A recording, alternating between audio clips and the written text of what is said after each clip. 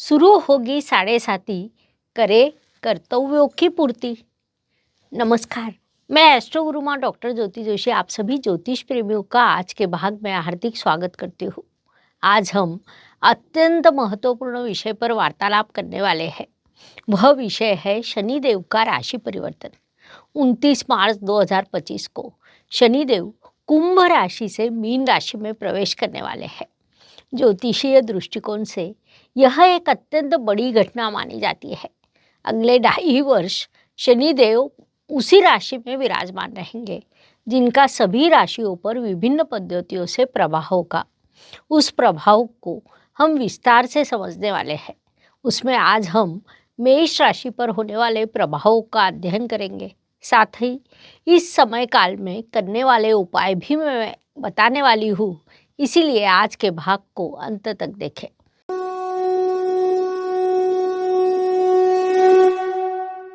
शनिदेव को लेकर हमारे समाज में विभिन्न प्रकार की भ्रांतियां फैली हुई है, जिस कारण सभी के मन में सदैव एक प्रकार का भय बसा रहता है।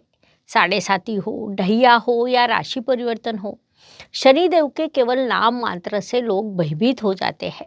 लेकिन सच कहा जाए तो शनिदेव कर्म के कारक है, साथ ही वे लाभ के भी कारक है। शनिदेव के इस राशि परिवर्तन से मेष राशि के लिए 7:30 का प्रथम चरण शुरू होने वाला है। इस प्रथम चरण का प्रभाव मस्तिष्क पर रहने वाला है, बुद्धि पर रहता है, जिस कारण आने वाले काल में कई मेष जातक भय की छाया में रहेंगे। लेकिन 7:30 से भयभीत होना नहीं चाहिए, वह कई बार हमें सकारात्मक सिद्ध होती है। 29 मार्च 2025 से मेष राशि के लिए 7:30 शुरू होगी। वहाँ से 23 फरवरी 2028 तक उसका प्रथम चरण रहेगा। इस काल में शनिदेव का गोचर मीन राशि से रहेगा। होता क्या है कि हम 7:30 से बड़ा डरते हैं, लेकिन 30 वर्ष में 7.5 वर्ष अर्थात 25% काल 7:30 का रहता है। एक और विशेष बात है कि मेष राशि के जातक थोड़ा अधिक भयभीत होते हैं, लेकिन मेष जातकों ने जून 95 के काल को याद करना चाहिए। उस काल में भी शनिदेव मीन राशि में विराजमान थे। शनिदेव जब मीन राशि में प्रवेश करते हैं तब मेष राशि के लिए 7:30 शुरू होती है। 7:30 आपको जिम्मेदारी सिखाने के लिए आती है। 7:30 का जो प्रथम चरण होता है वह आपको सिखाता है कि आप अपनी पारिवारिक जिम्मेदारियों को पूरा करें, अपने परिवार का ध्यान रखें। 7:30 को मुख्य रूप से चंद्रमा से देखना चाहिए, क्योंकि हमारे ज्योतिष ग्रंथों में लिखा है शनिदेव जब जब चंद्रमा के नज़दीक पहुँचते हैं तब तब 7:30 का प्रभाव होता है। आजकल कुछ लोग 7:30 को लग्न से भी देखते हैं, लेकिन उस कारण और भ्रांतियां निर्माण होती है। लग्न राशि से 7:30, चंद्र राशि से 7.5 वर्ष ऐसा नहीं होता। 7:30 चंद्रमा को लगती है, इसलिए ग्रहों का गोचर भी चंद्रमा से देखना चाहिए। लग्न राशि पर उसका होने वाला प्रभाव अत्यंत कम रहता है, जिस कारण 7:30 या शनि गोचर का अध्ययन मुख्य रूप से चंद्र राशि से करें। 7:30 में शनिदेव जिस स्थान में आते हैं, जिस राशि में आते हैं, जिस भाव में आते हैं, उस भाव की स्वच्छता करनी चाहिए। साथ ही वे जिस भाव पर दृष्टि डालते हैं वहाँ की भी स्वच्छता अपेक्षित होती है। मेष राशि की दृष्टि से विचार करें तो शनिदेव आपके व्यय स्थान में प्रवेश करने वाले हैं। वहाँ से वे आपके लिए 7:30 शुरू होगी। पहले तो ये बात मन से निकाल दे कि आने वाले 7.5 वर्ष आपके लिए परेशानी के रहेंगे। 7:30 के कौन से चरण में कितनी परेशानी होगी ये निर्धारित होता है। उस अनुसार मेष राशि के लिए 7:30 का प्रथम चरण सामान्य परेशानी का होता है, दूसरा चरण अधिक परेशानी का होता है, लेकिन तीसरा चरण प्रगति का, सफलता का होता है। तो अब हम प्रथम चरण की बात करते हैं, क्योंकि 29 मार्च 2025 से 23 फरवरी 28 इस काल में शनिदेव की यात्रा आपके व्यय स्थान से शुरू रहेगी। आपके व्यय स्थान में गुरुदेव की मीन राशि आती है, अर्थात इस काल में शनिदेव मीन राशि में विराजमान रहेंगे। जैसा हमें पता है कि कुंडली का व्यय स्थान अर्थात खर्च, हॉस्पिटल, परदेश गमन, कारावास जैसी नकारात्मक विषयों को दर्शाता है। ये सभी विषय कुंडली के व्यय स्थान से देखे जाते हैं। आपकी कुंडली में वहाँ पर जल तत्व की मीन राशि आती है। शनिदेव जब वहाँ प्रवेश करेंगे तब चंद्रमा, बुध, शुक्र, राहु सभी ग्रह वहीं पर विराजमान रहेंगे। विशेष बात है कि नेपच्यून भी वहीं पर रहने वाला है। उस दिन सूर्य ग्रहण भी है, अर्थात सूर्य ग्रहण का प्रभाव सार्वत्रिक होता है। ये सूर्य ग्रहण भारत से देखा नहीं जाएगा, जिस कारण भारत पर उसके दुष्प्रभाव अत्यंत कम होंगे। लेकिन जहाँ जहाँ पर सूर्य ग्रहण देखा जाएगा वहाँ प्राकृतिक आपदा आना, जल प्रलय आना जैसे प्रभाव बढ़ने वाले हैं, क्योंकि ये ग्रहण मीन राशि से होने वाला है। जल तत्व की कुल 3 राशियां हैं, जिसमें कर्क राशि स्वच्छ सुंदर जल को दर्शाती है, वृश्चिक राशि स्थिर जल को दर्शाती है, तो मीन राशि सागर के समान होती है। जब अत्यंत बड़े सागर में चंद्रमा, नेपच्यून, बुध, राहु, शनि, शुक्र जैसे सभी ग्रह विराजमान रहेंगे तो कहीं न कहीं उसका प्रभाव निश्चित रूप से दिखाई देगा। सूर्य ग्रहण का प्रभाव लगभग 6 महीनों तक रहेगा, लेकिन भारत पर इसका प्रभाव कम रहेगा। अर्थात वह आज का हमारा विषय नहीं है। हम शनि परिवर्तन का मेष राशि पर होने वाला प्रभाव समझ रहे हैं। तो व्यय स्थान में प्रवेश करने वाले शनिदेव आपके खर्च को बढ़ाएंगे। हॉस्पिटल के खर्च को निर्माण हो सकते हैं। शनिदेव आपकी राशि के लिए दशमेश और लाभेश है, अर्थात कर्म और लाभ इन 2 महत्वपूर्ण स्थानों का स्वामित्व उनके पास है।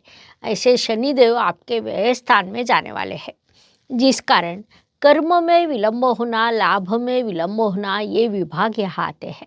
इसलिए इस काल में आप पूरा ध्यान कर्मों पर दें। वास्तव में यही बात आपको समझाने के लिए शनिदेव वहाँ पर आते हैं। आप अपने कर्मों को जितने उचित पद्धति से करते हैं उतनी आपकी परेशानी कम होगी। ये बात मेष राशि के जातकों ने ध्यान में लेनी चाहिए। स्थान के साथ शनिदेव की दृष्टि का भी बड़ा महत्व होता है। शनिदेव को कुल 3 दृष्टियाँ होती है। व्यय स्थान के शनिदेव की तृतीय दृष्टि आपके द्वितीय स्थान पर होगी। कुंडली के द्वितीय स्थान से हम धन, परिवार, वाणी को देखते हैं।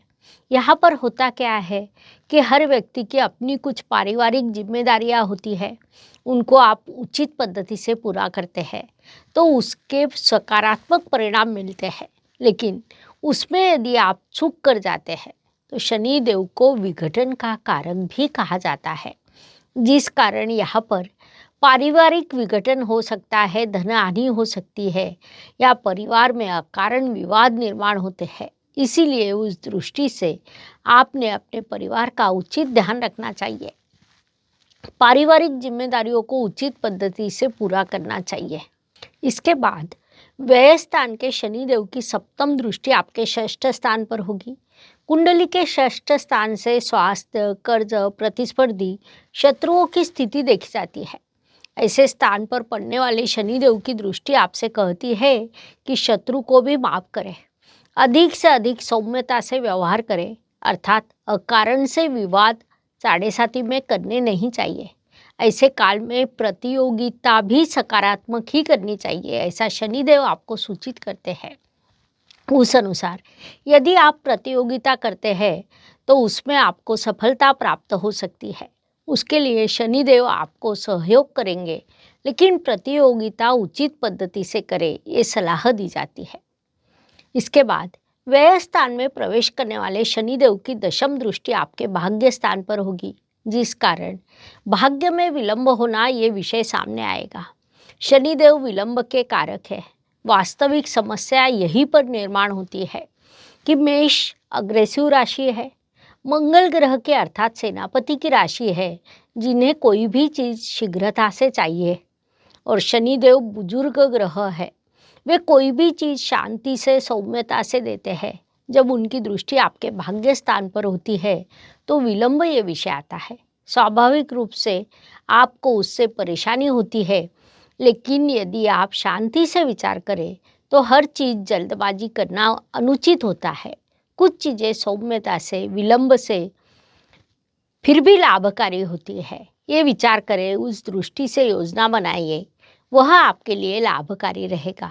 संक्षेप में, इस शनि परिवर्तन से मेष राशि के लिए भले ही साढ़े साथी शुरू होने वाली है, फिर भी मेष जातकों ने भयभीत नहीं होना चाहिए।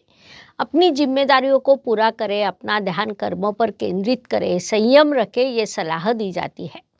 उपायों की दृष्टि से विचार करें तो आपको एक अत्यंत सरल उपाय सूचित किया जाता है।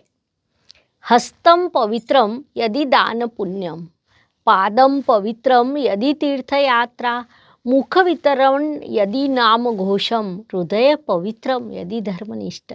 अर्थात दान करने से हाथ पवित्र होते हैं, तीर्थ यात्रा करने से पैर पवित्र होते हैं, मंत्र जाप करने से मुख पवित्र होता है, तो धर्मनिष्ठा रखने से हृदय पवित्र होता है।